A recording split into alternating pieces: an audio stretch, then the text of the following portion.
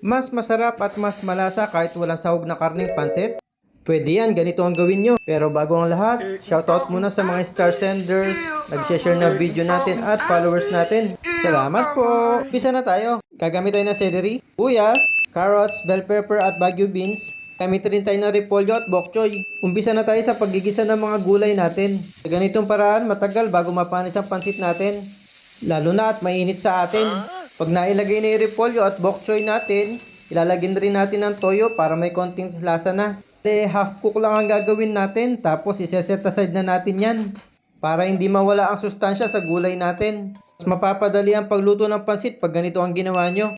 Umpisaan na natin ang paggigisa. Same wok, maglalagay tayo ng mantika at sibuyas. Pag translucent na ang sibuyas natin, isusunod na natin ang celery natin. Fine chop lang, tapos imekos-mekos lang natin. Maglalagay rin tayo ng 1 litrong tubig. Good for half kilo ng pansit bihon natin yan. Pag kumukulo na yung tubig natin, ilalagay na natin yung pansit bihon natin. Tapos maglalagay din tayo ng pampalasang chicken at beef cubes natin. Lagay rin tayo ng pamintang durog, toyo at oyster sauce. Tapos imekos-mekos natin ulit. Once na ma-reduce na yung tubig, maglalagay tayo ng Knorr seasoning. Tapos alagaan lang natin sa halo. Maglalagay din tayo ng sugar, pambalance lang ng lasa. Optional lang yan, depende sa panlasa nyo. Tapos isusunod na natin yung gulay natin kanina. Tapos, haluin lang natin ng mga 2 minuto lang.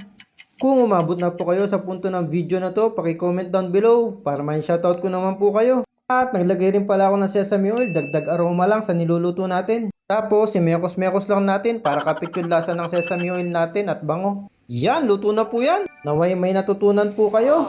Imusan time na. Direkta na tayo dito. Ingat po kayo. Maraming salamat po sa inyo. Paalam!